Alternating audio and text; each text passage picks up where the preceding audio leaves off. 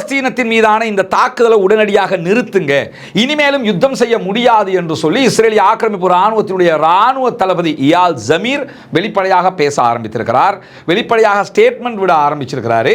அதே மாதிரி மொசாது வெளிப்படையாக இந்த யுத்தத்தை நிறுத்துங்க, நம்ம நிறுத்தலைன்னா இன்னும் போய் நம்ம மக்களை இழக்க வேண்டி வந்துடும், நம்ம ராணுவம் நிறைய செத்து மடிஞ்சிருவாங்க காசாவுக்குள்ள என்று வெளிப்படையாக இஸ்ரேலுடைய உளவு பிரிவாக இருக்கக்கூடிய மொசாது சொல்கிறது.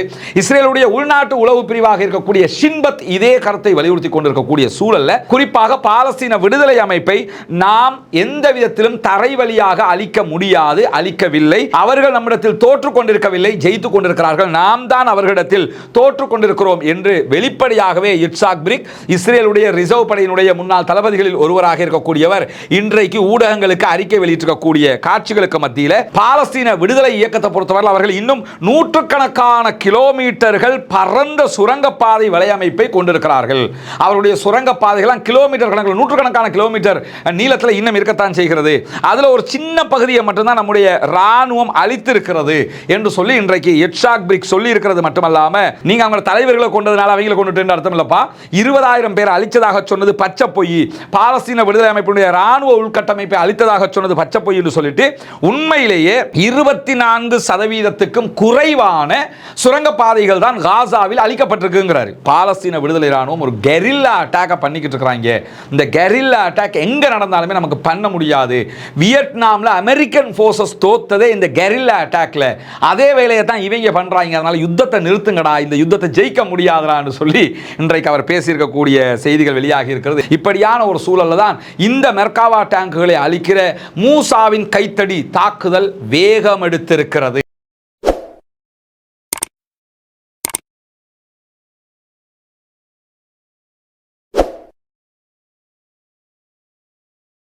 அன்பிற்கினிய சகோதர சகோதரிகளே, நம் அனைவர் மீதும் ஏக இறைவனுடைய அமைதியும் கருணையும் உண்டாகட்டுமாக என்கிற உயரிய பிரார்த்தனைகளோடு பாலஸ்தீனத்தினுடைய காசா பகுதிகளில் இஸ்ரேலிய ஆக்கிரமிப்பு ராணுவம் நடத்தி வரக்கூடிய இன அழிப்பு யுத்தம் 699வது நாளாகவும் இன்றும் தொடர்ந்து வரக்கூடிய சந்தர்ப்பத்தில் என்னவெல்லாம் நடக்கிறது, காசாவில் அதையொட்டிய பாலஸ்தீன நிலப்பரப்பிலும் சர்வதேச நிலப்பரப்பிலும் என்னவெல்லாம் நடந்து கொண்டிருக்கிறது என்கிற செய்திகளைத்தான் இன்றைக்கும் நாம் பார்க்க இருக்கிறோம். இன்றைய செய்திகளில் முதன்மையாக நம்ம பார்க்க இருக்கக்கூடிய ஒரு முக்கியமான செய்தி என்னன்னா, நமக்கெல்லாம் தெரியும் இந்த யுத்தத்தை பொறுத்தவரையில் காசாங்கிறது ஒரு சின்ன நிலப்பரப்பு.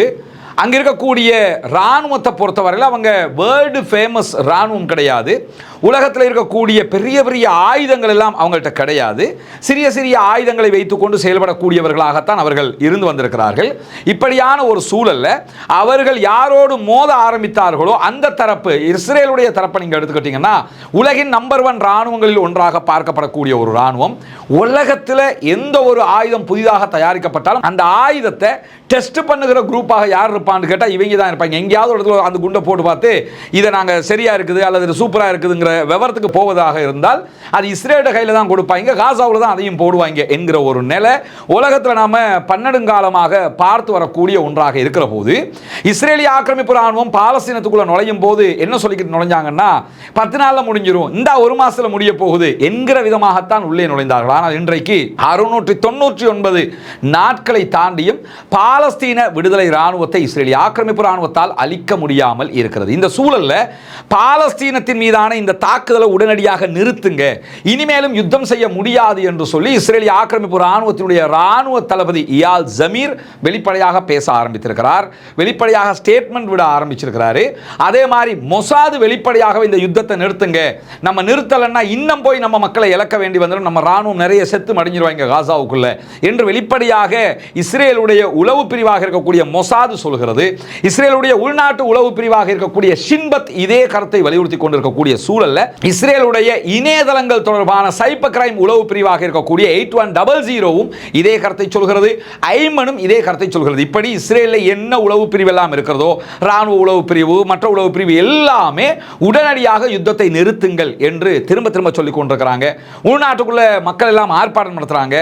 ஆளுங்கட்சி எதிர்கட்சின்னு பல பேரும் இதை சொன்னாலும் பெஞ்சமின் நெதன்யாகு இஸ்ரேலுடைய பிரதமர் எதிர்வருகிற வருடம் கடைசியில் 2026 கடைசியில் தேர்தல் நடைபெறுகிற வரைக்கும் இந்த யுத்தத்தை இழுத்துக்கொண்டு போகக்கூடிய ஒரு சூழலை உருவாக்குறதுக்கு ட்ரை பண்ணி கொண்டே இருக்கிறாரு.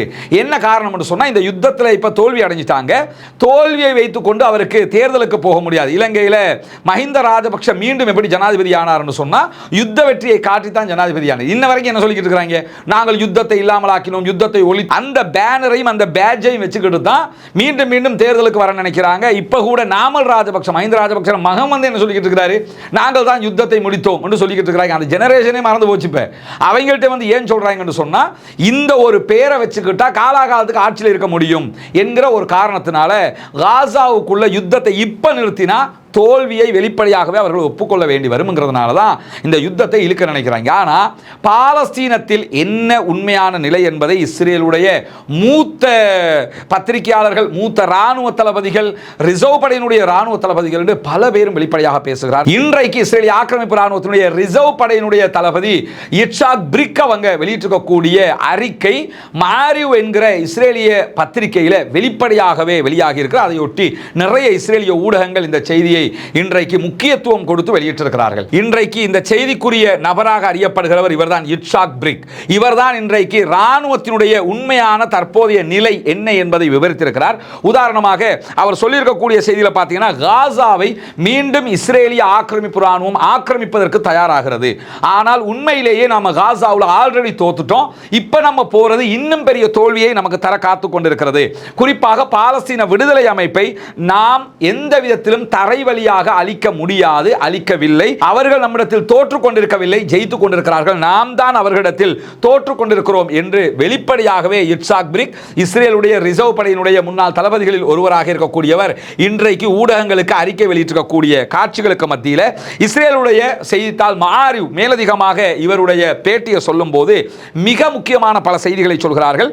காசாவை மீண்டும் ஆக்கிரமிக்கிற பெஞ்சமின் நெத்தன்யாகுவுடைய திட்டத்தை பொறுத்தவரையில் இஸ்ரேலிய ஆக்கிரமிப்பு ராணுவம், அதே போன்று இஸ்ரேலுடைய பணைய கைதிகளாக காசாவுக்குள்ள இருக்கக்கூடிய அத்தனை பேருக்குமே இது ஒரு மரண பொறியாக இருக்கிறது. ஏன்னா உள்ள போகிற ராணுவமே செத்து போய்கிட்டு இருக்கிறான். அப்ப அங்க இருக்கக்கூடிய பணைய கைதிகளும் ஆல்ரெடி செத்துருவாங்க. இந்த மாதிரி ஒரு பிரச்சனை இருக்கிறது என்று சொல்லிவிட்டு என்ன சொல்றாருன்னா, பாலஸ்தீன விடுதலை அமைப்பு தோற்கடிக்கப்படவில்லை என்பதை அத்தனை பேரும் புரிந்து கொள்ளுங்கிறாரு. பாலஸ்தீன விடுதலை அமைப்பு தோற்கடிக்கப்படலன்னு நம்ம சொல்ல தேவையில்லை, அவங்களே சொல்றாங்க அவங்க தோற்கடிக்கப்படல. பாலஸ்தீன விடுதலை இயக்கத்தை பொறுத்தவரை அவர்கள் இன்னும் நூற்றுக்கணக்கான கிலோமீட்டர்கள் பரந்த சுரங்கப்பாதை வலையமைப்பை கொண்டிருக்கிறார்கள். அவருடைய சுரங்கப்பாதைகள் கிலோமீட்டர் கணக்கில், நூற்றுக்கணக்கான கிலோமீட்டர் நீளத்தில் இன்னும் இருக்கத்தான் செய்கிறது. அதில் ஒரு சின்ன பகுதியை மட்டும்தான் நம்முடைய ராணுவம் அழித்திருக்கிறது என்று சொல்லி இன்றைக்கு இட்சாக் பிரிக் சொல்லி இருக்கிறது மட்டுமல்லாம, இந்த சுரங்கப்பாதைகளை கூட பாலஸ்தீன விடுதலை அமைப்பு அமைப்பதற்கு நிதி உதவி செய்தது கத்தார் அரசாங்கம். கத்தார் அரசாங்கம் பாலஸ்தீன விடுதலை அமைப்புக்கு சுரங்கப்பாதை அமைப்பதற்கு நிதி உதவி செய்தது அப்போதே பெஞ்சமின் நெத்தன்யாகுவுக்கு தெரியும். தெரிந்தும் அவர் தடுக்கவில்லை என்கிற ஒரு குற்றச்சாட்டையும் அவர் முன் வச்சிருக்கார். இது நம்ம ஏற்கனவே சொல்லியிருக்கிறோம். பாலஸ்தீன விடுதலை ராணுவத்திற்கு இந்த நிமிஷம் வரைக்கும் ராணுவத்துக்கு சம்பளம் கொடுக்கிற வேலையை வந்து கத்தார் தான் பண்ணிக்கிட்டு இருக்காங்க. அது எந்த மாற்று கருத்துக்கும் இடம் கிடையாது. ஆரம்பத்தில் சவுதி அரேபியாவும் $2 பில்லியனுக்கு மேல US டாலர் அளவுக்கு உதவி செஞ்சிருக்கிறாங்க. அதுல எல்லாம் எந்த மாற்று கருத்தும் கிடையாது. இந்த நிமிடம் வரைக்கும் ராணுவத்துக்குரிய சம்பளம், சோல்ஜர்களுக்குரிய சம்பளமாக பணத்தை கொடுப்பது கத்தாருடைய அரசாங்கம் தான். இப்படியான ஒரு சூழல்ல தான் இந்த சுரங்கப்பாதைகளை அமைக்கிற தொழில்நுட்பத்தை ஈரான் கொடுத்தது, வந்து நின்று பண்ணாங்க. ஆனா இதுக்குரிய செலவீனங்களை முழுமையாக செய்தது கத்தார் அரசாங்கம். அது செய்யும் போதே இது பெஞ்சமின் நெத்தன்யாகுவுக்கு தெரியும், ஆனா அவரை தடுக்கலை என்கிற குற்றச்சாட்டையும் அவர் சொல்லியிருக்கிறது மட்டுமல்லாம, இந்த சுரங்கப்பாதைகளை அழிப்பதற்கென்று எந்த சிறப்பு படைப்பிரிவும் இஸ்ரேல் ராணுவத்தில் இல்லை. அதுதான் நமக்கு இருக்கக்கூடிய பெரிய சிக்கலாகவே இருக்கிறது. அதை அழிக்கிறதுக்கு போதுமான தொழில்நுட்பங்களை நம்ம உருவாக்கவே இல்லை. இது வந்து நமக்கு பெரிய பின்னடைவாக மாறிடுச்சு என்கிற செய்திகளையும் இன்றைக்கு இட்சாக் பிரிக் என்கிற இஸ்ரேலுடைய முன்னாள் ரிசர்வ் படை தளபதி வெளிப்படையாக மாரிவ் செய்தி பிரிவுக்கு அளித்திருக்கக்கூடிய பேட்டியில் சொல்றது மட்டுமல்லாம, மேலதிகமாக அவர் என்ன சொல்றாருன்னு கேட்டா, காசாவுக்குள்ள போய் நம்ம சண்டையிடுறதுங்கிறது பாலஸ்தீன அப்பாவி பொதுமக்களையும் நம்ம தொடர்ந்து அழிச்சுக்கிட்டு இருக்கிறோம், மேலதிகமாக அழிக்க வேண்டிய நிர்பந்தம் வரும். அதே மாதிரி நம்முடைய ராணுவம் பெரிய உயிரிழப்பை சந்திக்கும். இஸ்ரேலுடைய வரலாற்றில் இதுக்கு முன்னாடி இல்லாத அளவுக்கு ஒரு பெரிய அழிவுக்கு இது வழிவகுக்கும்ங்கிறார். நீங்கள் மீண்டும் மீண்டும் காசாவுக்குள்ளே போய் தாக்குதல் நடத்தினீங்கன்னு சொன்னால் இஸ்ரேல் வரலாறு காணாத மிகப்பெரிய அழிவை காணும் என்று சொல்லிவிட்டு இஸ்ரேலுக்கு இப்போ நட்பு நாடுகள் ரொம்ப குறைஞ்சிருச்சு, இப்போ இருக்கிற கடைசியாக இருக்கிற ஒரு சில நட்பு நாடுகளை கூட இந்த தாக்குதலால் நம்ம இழந்துருவோம், எல்லாத்தையுமே பட்டியல் போட்டு சொல்கிறாரு. யுத்தத்தில் தோத்துட்டோம், ராஜதந்திரத்தில் தோத்துட்டோம், அரசியலில் தோத்துட்டோம், எல்லாத்துலேயுமே நம்ம தோத்துட்டோம், இப்பயாவது அடங்குங்கடா என்று சொல்லி இராணுவ தளபதியாக இருந்தவர் இவர் 100% ஜியோனிஸ்ட். இதுக்கு முன்னாடி இவரும் காசாவுக்குள்ள பல பேரை கொன்றவர் தான். அவர் இப்போ வந்து என்ன சொல்றாருன்னா, நாங்க நடத்துற காலத்துல எல்லாம் ஜெயிச்சிட்டோம்டா, இப்ப தோத்து நாசமாக்கிட்டீங்க, மானம் போய்கிட்டு இருக்குது, நிறுத்துங்கடா சொல்லி சொல்றதை விட மேலதிகமாக என்ன சொல்றாருன்னு சொன்னா, இந்த யுத்தத்தை பொறுத்தவரையில நிறைய புனையப்பட்ட கட்டுக்கதைகளை ராணுவமும் அரசியல்வாதிகளும் சொல்லிக் கொண்டிருக்கிறார்கள். என்னன்னா காசாவுக்குள்ள நாங்க அது பண்ணினோம் இது பண்ணோம்ங்கறாங்களே, எல்லாம் கட்டுக்கதைங்கிறாரு. அப்படி ஒன்றும் நீங்க கிழிக்கல. எந்த அளவுக்கு அவர் சொல்றாருன்னு சொன்னா, காசாவுல 50% மேற்பட்ட சுரங்க பாதைகளை அழிச்சிட்டோம்ங்கறாங்க. இது பச்சை பொய், வடிகட்டி தார்பாயில வடிகட்டின பொய்ங்கிறாரு. இது அவங்க செய்யல, இது அழகாக சித்தரிக்கப்பட்ட கட்டுக்கதை, பச்சை பொய் அப்படிங்கிறாரு. அதே மாதிரி 20,000க்கும் மேற்பட்ட பாலஸ்தீன விடுதலை ராணுவத்தை நாங்க அழிச்சிட்டோம்ங்கறாங்க. அதே மாதிரி பாலஸ்தீன விடுதலை ராணுவத்தினுடைய உள்கட்டமைப்புகள் எல்லாம் அழிச்சிட்டோம்ங்கறாங்க. இதுவெல்லாமே கட்டுக்கதைகள். நீங்க முதல்ல பாலஸ்டைன் ஃபோர்ஸஸை புரிஞ்சு கொள்ளவே இல்லைங்கிறாரு. அவங்கள 4 தலைவர்களை கொண்டுட்டா படை முடிஞ்சுன்னு நீங்கள் நினைக்கிறீங்க. அது சம்பளத்துக்கு வேலை பார்க்குற நம்மக்கிட்ட தான் அந்த நிலைமை நடக்கும். அவங்கள பொறுத்தவரை அவங்க அடுக்கடுக்காக பல தலைவர்களை உருவாக்கி வைத்திருக்கிறார்கள். அனுபவசாலிகளாகவும் அவர்கள் இருக்கிறார்கள். வயதில் குறைந்தவர்களாக இருந்தாலும் படை பலத்தை நடத்துவதற்குரிய அனைத்து திறமைகளும் கொண்டவர்களாக வச்சுக்கிட்டு இருக்கிறாங்க. ஈரான் தன்னுடைய அரசியல் மட்டத்தை வச்சிருக்கிறாங்களே, ஈரானை நீங்கள் எடுத்துக்கிட்டீங்கன்னா முதல் அட்டாக் ஈரானுக்கு இஸ்ரேல் அடித்ததில் ராணுவ தளபதிகள் 5 பேர் க்ளோஸ். அவ்வளவு முக்கியமான அவங்க தான் தளபதிகளே க்ளோஸ் ஆகிட்டாங்க. ஆனால் அடுத்த நிமிஷம் ஆளை மாற்றிக்கிட்டு தேவையான ஆக்களை போட்டுக்கிட்டு எப்படி வந்தான்னு சொன்னால் அதுக்கேற்ற ஆக்களை அவங்க தயார் பண்ணி வச்சிருக்கிறாங்க. அதே சிஸ்டத்தை தான் பாலஸ்தீன விடுதலை அமைப்புக்கு அவங்க கொடுத்துருந்தாங்க. நீங்கள் மௌத்தா போனால் நீங்கள் மௌத்தா போனால் நீங்கள் மௌத்தா போனால் நீங்கள் அந்த சரௌண்டிங்கில் வந்துக்கிட்டே இருக்கிறாங்க. அத்தனை பேரும் அதற்குரிய திறமைசாலிகளாக இருக்கிறார்கள் என்பதை இன்றைக்கு இட்சாக் பிரிக்கும் வெளிப்படையாக சொல்கிறாரு. நீங்கள் அவங்க தலைவர்களை கொண்டதுனால அவங்களை கொண்டுட்டு அர்த்தம் இல்லைப்பா. 20,000 பேர் அழித்ததாக சொன்னது பச்சை பொய்.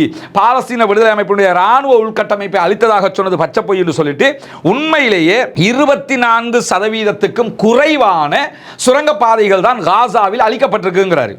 இவருடைய கருத்துப்படி என்ன சொல்றாருன்னா, வெறும் 24% சுரங்கப்பாதைகளை தான் அழிச்சிருக்கிறீங்க அப்படிங்கிறாரு. அப்ப இன்னும் 76% சுரங்கப்பாதைகள் அப்படியே இருக்கிறது என்ற அர்த்தம். இது இஸ்ரேலுடைய ரிசர்வ் படையினுடைய முன்னாள் தளபதி இட்சாக் பிரிக் வெளியிட்டிருக்கக்கூடிய அறிவிப்பு. அதை தாண்டி என்ன சொல்றாருன்னா, உண்மையிலேயே 10%க்கு குறைவான பாலஸ்தீன ராணுவத்தை தான் நீங்க அழிச்சிருக்கிறீங்க, அதுல கூட நீங்க கூட மிகைப்படுத்தி பச்சை போய் சொல்றீங்க என்று சொல்றாரு. எந்த அளவுக்கு அவர் தெளிவா சொல்றாருன்னு சொன்னா, 20,000 பாலஸ்தீன விடுதலை போராளிகளை ராணுவத்தை அழிச்சதாக இஸ்ரேலிய ஆக்கிரமிப்பு ராணுவம் சொல்லுது. அது பச்சை போய் 10,000க்கும் குறைவானவங்களை தான் அவங்க அழிச்சிருக்க கூடும், அதுக்கு மேல அவங்க யாரையுமே அழிக்கல, இது பச்சை பொய் என்று சொல்லி வெளிப்படையாகவே சொல்லிட்டு என்ன சொல்றாருன்னா, பாலஸ்தீன விடுதலை ராணுவம் ஒரு கெரில்லா அட்டாக் பண்ணிக்கிட்டு இருக்காங்க. இந்த கெரில்லா அட்டாக் எங்க நடந்தாலுமே நமக்கு பண்ண முடியாது. வியட்நாம்ல அமெரிக்கன் ஃபோர்ஸஸ் தோத்ததே இந்த கெரில்லா அட்டாக்ல. அதே வேலையை தான் இவங்க பண்றாங்க. அதனால யுத்தத்தை நிறுத்துங்கடா, இந்த யுத்தத்தை ஜெயிக்க முடியாதுடான்னு சொல்லி இன்றைக்கு அவர் பேசியிருக்கக்கூடிய செய்திகள் வெளியாகி இருக்கிறது. எனவே பாலஸ்தீன விடுதலை ராணுவம் வெற்றி வாகை சூடிக்கொண்டிருக்கிறது. அல்ஹம்துலில்லாஹ், அல்லாஹ்வுக்கே புகழனைத்தும். அவருடைய போராட்டம் வெற்றியை நோக்கி நடைபெறுகிறது. கிட்டத்தட்ட 700 நாட்களை நாம் அடையப் போகிறோம்.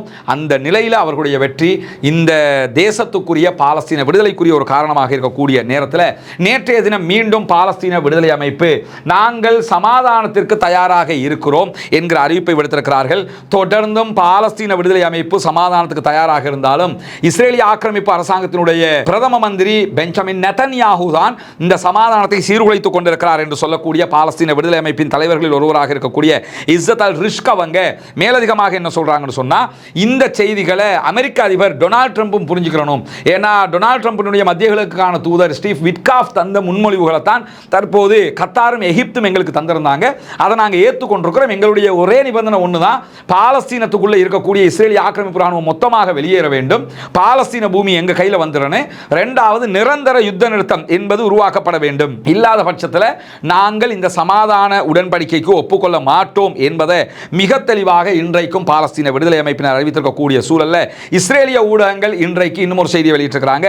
நீண்ட கால ஒரு யுத்தத்தை செய்வதற்கு ராணுவத்தை பயன்படுத்துவதற்கு பெஞ்சமின் நெதன்யாஹூ தயாராகிறார். ஏற்கனவே நம்ம சொன்ன மாதிரி, அதாவது எதிர்வருகிற 2026 தேர்தல் வரைக்குமே இந்த யுத்தத்தை கொண்டு போக நினைக்கிறார். இப்படி போனோம்னா இஸ்ரேல் ராணுவத்தில் பாதி பேர் செத்து போயிடுவாங்க, அந்த அளவுக்கு நிலைமை இருக்குதுன்னு சொல்லி இன்றைக்கு இஸ்ரேலிய ஊடகங்களே கவலை எழுப்பிக் கொண்டிருக்கின்றன. அவர்களை சார்ந்து என்கிற செய்திகளுக்கு மத்தியில் இன்றைக்கு இஸ்ரேலிய ஆக்கிரமிப்பு இராணுவத்தினுடைய முன்னாள் தளபதிகளில் ஒருவராக இருக்கக்கூடிய ஐசன்கோட் வெளியிட்டிருக்கக்கூடிய ஒரு முக்கியமான செய்தி வெளியாக இருக்கு. இவர்தான் இஸ்ரேலுடைய முன்னாள் தலைமை தளபதியாக இப்ப இயால் ஜமீர் இருக்கிற மாதிரி இராணுவத்தினுடைய தளபதியாக செயல்பட்டவர். அவர் என்ன சொல்றாருன்னு கேட்டா, தொடர்ந்தும் சமாதான உடன்படிக்கை இஸ்ரேலிய ஆக்கிரமிப்பு அரசாங்கத்தினுடைய பிரதமராக இருக்கக்கூடிய பெஞ்சமின் நெத்தன்யாகு தான் தடுத்து வர்றாரு.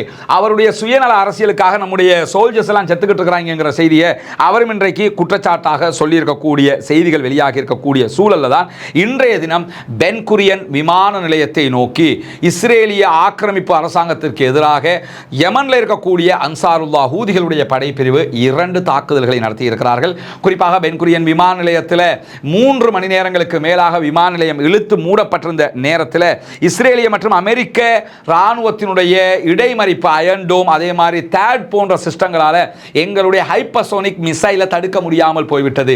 நாங்கள் தாக்குதல் நடத்தியது துல்லியமாக ஹிட் ஆகி இருக்கிறது, கரெக்டாக போய் அட்டாக் பண்ணி இருக்கிறது என்கிற செய்திகளையும் இன்றைக்கு பாலஸ்தீனத்திற்கு ஆதரவாக செயல்படக்கூடிய ஹூதிகளுடைய படைப்பிரிவு வெளிப்படையாக அறிவித்திருக்கக்கூடிய சூழல்ல தான் நேற்றைய தினம் பாலஸ்தீன விடுதலை அமைப்பினர் ஒரு முக்கியமான தாக்குதல் முடிவை அறிவித்திருந்தார்கள். அதாவது கிதியோன் 2 என்று சொல்லி இஸ்ரேல் தற்போது காசாவை ஆக்கிரமிக்க ஆரம்பித்திருக்கக்கூடிய நேரத்தில் மூசாவின் கைத்தடி என்கிற பேரில், மூசா நபி எப்பயுமே ஒரு கைத்தடியை கையில் வச்சுக்கிடுவாங்க, அந்த பேரில் ஒரு தாக்குதலை ஆரம்பித்திருந்தார்கள். குறிப்பாக இதற்கு முன்பதாக காசாவில் அட்டாக் நடக்கிற நேரத்தில் தாவூதின் கற்கள் என்கிற பேரில் தான் அவங்க அந்த தாக்குதலை நடத்தி கொண்டிருந்தாங்க.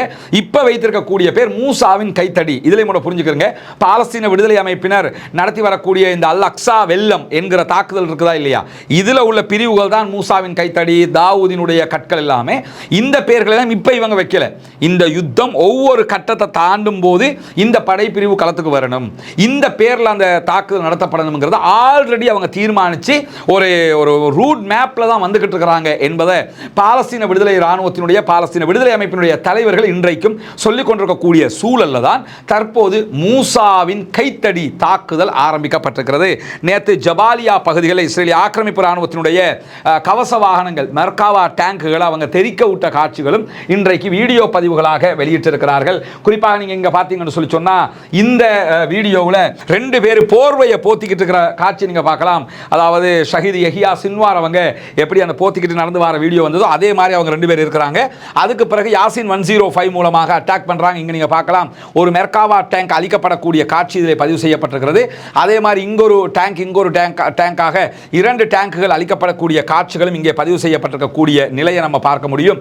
இப்படி நேற்றைய தினம் 3 மெர்காவா டேங்குகளை ஒரே இடத்துல அழிக்கக்கூடிய காட்சிகள் அவங்க வெளியிட்டிருக்கிறாங்க. இதற்கு மூசாவின் கைத்தடி என்கிற பெயர் வைக்கப்பட்டிருக்கு. இதை தாண்டி மேலதிகமாக இன்னும் 2 மெர்காவா டேங்க், மொத்தம் 5 மெர்காவா டேங்குகள் முதல் நாளிலேயே கபருக்கு அனுப்பப்பட்டிருக்கிறது. 5 மெர்காவா டேங்க்னா குறைஞ்சது 25 இஸ்ரேலிய ஆக்கிரமிப்பு ராணுவத்தை சேர்ந்தவர்கள் அதிலே கொல்லப்பட்டிருக்கலாம் என்று நம்ம புரிஞ்சு கொள்ள முடியும். ஒரு டேங்குக்குள்ள குறைஞ்சது 5 பேர் இருப்பாங்க. இப்படியான ஒரு சூழல்ல தான் இந்த மெர்காவா டேங்குகளை அழிக்கிற மூசாவின் கைத்தடி தாக்குதல் வேகம் எடுத்திருக்கிறது. எனவே பாலஸ்தீன விடுதலை அமைப்பினர் ஒருபோதும் தங்களுடைய நாட்டை விட்டுக் கொடுப்பதற்கு தயாராக இல்லை. எத்தனை நாட்கள் கழிந்தாலும், எத்தனை ஆண்டுகள் ஆனாலும் நாங்கள் யுத்தம் செய்வதற்கு தயாராக இருக்கிறோம் என்கிற செய்திகளை மீண்டும் மீண்டும் அவர்கள் இந்த உலக மக்களுக்கு சொல்லிக் கொண்டிருக்கிறார்கள். பாலஸ்தீனம் வெற்றி பெற வேண்டும், பாலஸ்தீனம் சுதந்திரம் அடைய வேண்டும், பாலஸ்தீன மக்களும் நம்மை போன்று நிம்மதியானவர்களாக மாற வேண்டும், வாழ வேண்டும் என்கிற உயரிய பிரார்த்தனைகளோடு பாலஸ்தீன அப்பாவிகளுக்காக பிரார்த்திக்கிறார். ஆக்கிரமிப்பு ராணுவத்திற்காக தொடர்ந்தும் குனூத்து நாசிலாவை ஓதி வாருங்கள் என்கிற கோரிக்கைகளோடு பாலஸ்தீன மக்களுக்காக தொடர்ந்தும் ஜனநாயக ரீதியாகவும் குரல் எழுப்புவோமாக. நாளைய தினம் அதாவது வெள்ளிக்கிழமை ஜுமா தொழுகையோடு மூத்தூர்ல 26 பள்ளிகள், கிட்டத்தட்ட அனைத்து பள்ளிகளும் ஒன்றிணைந்து நடத்தக்கூடிய மாபெரும் பாலஸ்தீன விடுதலை பேரணியும் ஆர்ப்பாட்டமும் நடைபெற இருக்கிறது. மூத்தூர் நகரிலே நடைபெறக்கூடிய இந்த ஆர்ப்பாட்டத்தில் மூத்தூரை சேர்ந்த சகோதரர்கள் அத்தனை பேருமே பங்கெடுத்துக் கொள்ளுங்கள். பாலஸ்தீன மக்களுக்காக நாம் செய்யக்கூடிய ஒரு ஜனநாயக ரீதியிலான போராட்டமாக இது இருக்கிறது. இதோடு சேர்த்து மற்ற ஊர்களிலும் அடுத்தடுத்த வாரங்களில் இப்படியான போராட்டங்களை நடத்துவதற்கு முயற்சி செய்யுங்கள் என்கிற கோரிக்கையோடு முடித்துக் கொள்கிறேன். வாஹ்ரதா அல்ஹம்துலில்லாஹி ரப்பில் ஆலமீன்.